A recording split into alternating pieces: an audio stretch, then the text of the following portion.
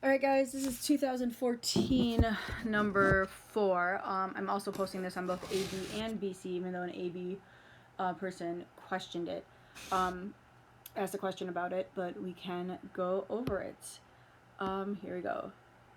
So, a train runs back and forth on the east-west section of a railroad track. Train A's velocity, measured in meters per minute, is given by the differentiable function VA of t, which is at the table right here, where t is measured in minutes. Selected values for VA of t are given in the table above. So here is the velocity for train A.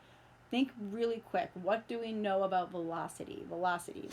All right, velocity. It is the speed with direction, right?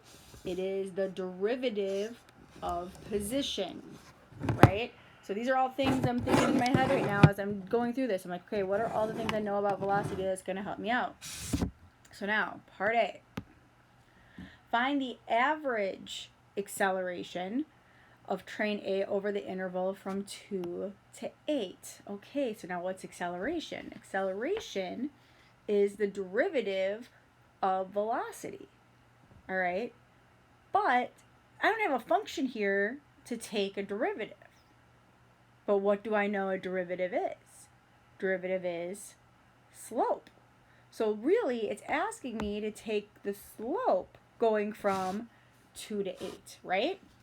So if I say, okay, average acceleration is slope, well, slope is y2 minus y1. Well, if I'm going from 2 to 8, these are the ones I'm using right here, right? So that's negative 120 minus 100. That's y2 minus y1 over x2, which is 8, minus x1, which is 2. So negative 120 minus 100, that's going to be negative 110. Wait a second, no. That's going to be negative 220 over 8 minus 2 is 6, which reduces to negative 110 over 3. And what are my units? Well, I have to look at this. This was a velocity, but my units here were meters per minute. 8 and 2 were minutes, so it's meters per minute squared, because it's the second derivative, so it's a second per minute, right? And there you go. 1 point for that. Just realizing that you guys have to take a derivative. All right, let's look at part B. Do the data in the table support the conclusion that train A's velocity is negative 100 meters per minute at some time from 5 to 8? Give a reason for your answer. Well, let's look at this, guys. Right? They're telling us that train A's velocity measured in minutes is given by a differentiable function. So if it's differentiable, it's automatically continuous, correct? So the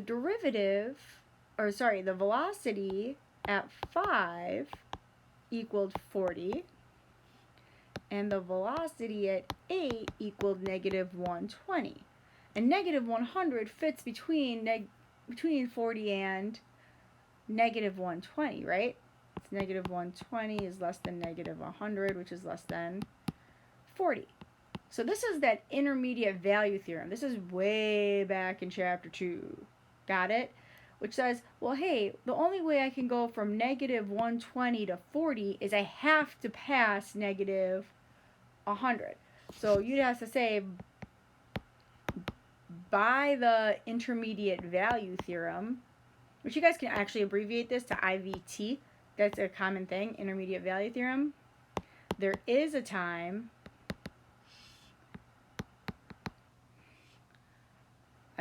t between 5 and 8 that the velocity would equal negative 100. And that's all you're saying. 2-point problem for that. If you get this point here, if you start saying, kind of getting to that point and don't actually use the word IVT, I think you'd get your points. All right, part C. Looking at part C, AB calc, you do not know how to do part C yet. This is the part Well, you know what? You know how to do part of part C. Okay? Because this is part of it is in the last chapter that we never got to that they're not even going to test you on. BC, the part that they don't know is the part that you will probably be tested on. It's very similar to that. So, at time t equals 2, the train's position is 300 meters. So the train is starting at 300 meters. That's t equals 2. East of the origin station. And the train is moving to the east. Write an expression involving an integral that gives the position of train A in meters from the origin at time t equals 12. Okay, so this is the BC part, right? They want to know the position. You can use any letter you want. I'm going to use S. Got it? So the position of train A at 12 is, in BC, if you remember, how do we figure out position is you need the initial condition, which is 300. That's the initial spot, right? Plus the integral going from where it started, which was at 2 to 12 of your velocity. So there you go. And that would be that first part of the question. So now let's go to the second part of the question, where it says, use a trapezoidal sum. Now AB, this is where you guys can come in because it's really a trapezoidal rule with 3 trapezoids indicated by the table to approximate the position of the train at t equals 12. So you've got to figure out what that is, right? So it's going to be 300 plus, now you got to do our trapezoidal rule going from 2 to 12 using 3 trapezoids. Well, you're going from 2 to 5, 5 to 8, 8 to 12. Now we have to remember, how do we figure out the area of a trapezoid? Remember, it's base 1 plus base 2 times the height divided by 2. What are my bases for our first trapezoid? It's really 140. So you're going to have 100 plus 40 times the height. That's going from 2 to 5. That means the height is 3 divided by 2. Plus, the next one is going to be 40 plus negative 120, going from 5 to 8. That also has a height of 3 divided by 2. Plus negative 120 plus negative 150. Height going from 8 to 12, that's going to be 4 divided by 2. So really I've got 300 plus, and if I figure all this out, 100 plus 40 is 140 divided by 270 times 3, okay, then there's negative 450 is what I'm getting.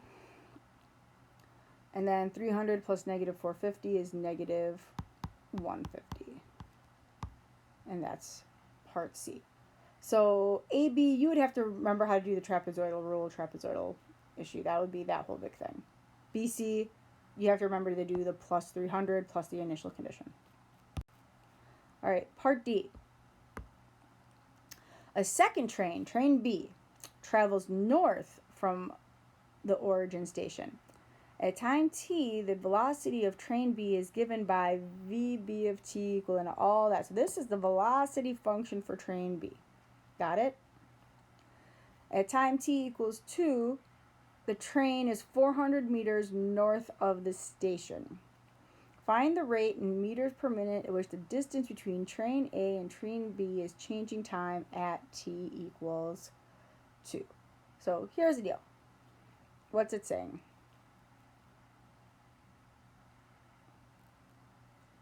Well, let's say train B is traveling north, right? Train B is traveling north. Train A is traveling east. Correct? We want to know the distance these two are getting as it's getting smaller. That's this distance right here, which would be C. Because as A and B get closer and closer together, this distance C is getting closer and closer together. It's actually getting smaller as well. Or as train A and B are getting farther and farther apart, C would also be getting bigger and bigger. So now what is the relationship between A, B, and C? This AB and BC from last year, this was part of your take-home test. So here's the deal. What's the relationship here? This is a triangle. This is A squared plus B squared equals C squared, right? Now, things we need to figure out. Second train B travels north. Okay, at time t equals velocity. All right, so find the rate in meters per minute at which the distance between train A and train B is changing at t equals 2. So I have to find the rate. So the rate here, I'm finding dc dt, the derivative of dc dt. That means I gotta take the derivative of everything, but it's in terms of time. So the derivative of a squared would be 2a dA dt plus the derivative of b squared would be 2b, the derivative dB dt, plus equals 2c dc dt. This is that implicit differentiation. Now, how are we going to figure out A, B, and C? Well, A is your distance at train A at t equals 2. We just figured this out at... No, they told you this from the beginning. At train equals 2, the position is 300, right? So this is going to be 2 times 300. The derivative at 2, well, that's in the table. That's the velocity times 100. Plus 2b. So that's going to be 2b. The train B is 400 meters north. 400. dB dt, that's the velocity of b. That means I got to plug in 2 into this problem right here. -5, 2 squared plus 60 times 2 plus 25. Right? So that's going to be 125. Equals 2c. Well, if I know that this was 300 and this was 400, knowing Pythagorean theorem in a 3, 4, 5 or a triangle, this is 500. And I gotta now solve for dc dt. So I've just been able to plug everything in, and now I just gotta do algebra to do all that. So once I do all that, you get dc dt equaling 160 meters per minute. And there we go.